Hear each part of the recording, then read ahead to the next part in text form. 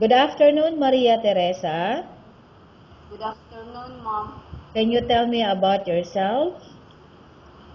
I'm Maria Teresa Torreon, 27 years old, single. Okay, I have few questions for you to answer, so let's start. Why do you want to work as a maid? Because I want to help my family, Mom. Okay, why you choose Malaysia when there's a lot of other country? Because near in the Philippines, Okay, how are you qualified for this job? I am responsible and hardworking, Mom. Okay, may I know what is your educational level? High school graduate, Mom. Okay, what is your recent experience? Housekeeper, Mom. Okay, have you worked abroad before? No, Mom. Do you have experience of taking care of baby? Yes, Mom. And whose baby you taking care of? Baby of my sister, Mom. Okay, and how about elderly people? Do you have experience of taking care of an elderly? Yes, Mom. Whose elderly you taking care of? My grandmother, Mom. Okay, do you have any other special skills? Yes, Mom. Cooking and cleaning, Mom. Okay, are you willing to learn new skills? Yes, Mom. Are you willing to work with a family where the mother-in-law or any relatives stay together? Yes, Mom. Currently, are you still working now? No, Mom. Do you know how to cook? Yes, Mom. What sort of food can you cook?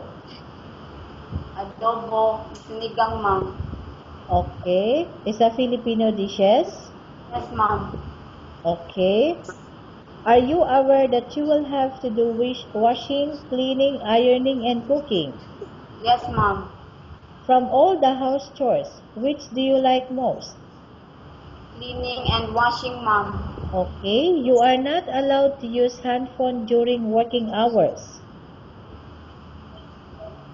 Yes, Mom.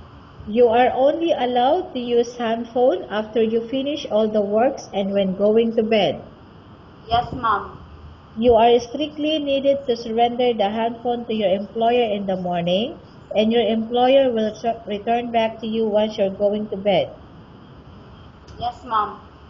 If ever your employer find out that you're abusing of using your handphone and it's affected your work performance, your employer will confiscate your handphone and you are not allowed to hold it anymore.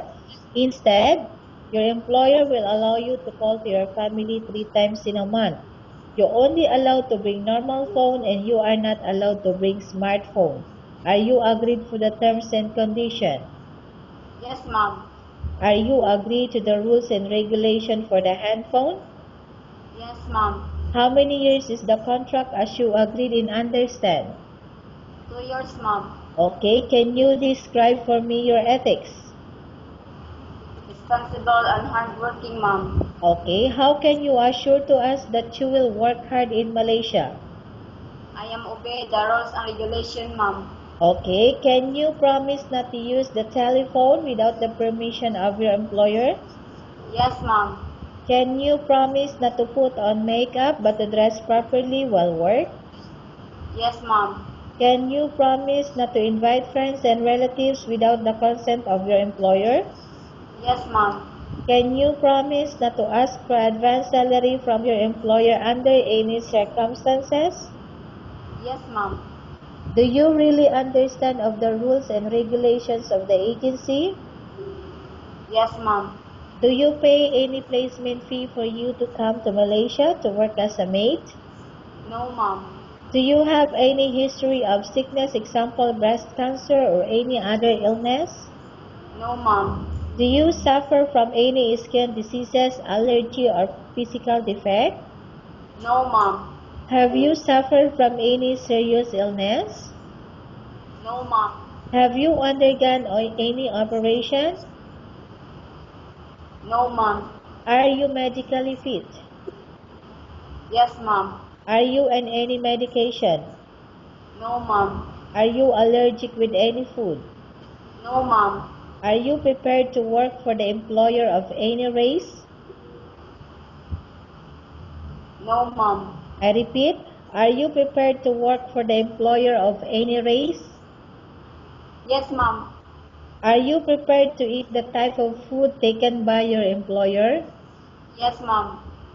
Are you afraid of being left alone in the house? No, ma'am. Are you afraid of dogs or other pets? No, ma'am. Can you promise to work according to instruction from your employer? Yes, ma'am. Do you have any immediate family working in Malaysia? No, ma'am. Okay, Maria Teresa, we have finished our question section. Let's go to case study. I have a case study for you and I want you to answer me truthfully. Okay? Yes, ma'am. Okay, number one. Upon arrival in Malaysia within 6 months, if ever any of your family members passed away, what will you do? Will you continue to work till finish your contract or you will go back? I will finish my contract, ma'am. Okay, number two. Tell us about yourself and why do you want to work in Malaysia as domestic helper? I'm Maria Teresa Tureon, 27 years old, single. Why do you want to work in Malaysia as domestic helper? Responsible and hardworking. I want to apply as a domestic helper. I want to keep my family.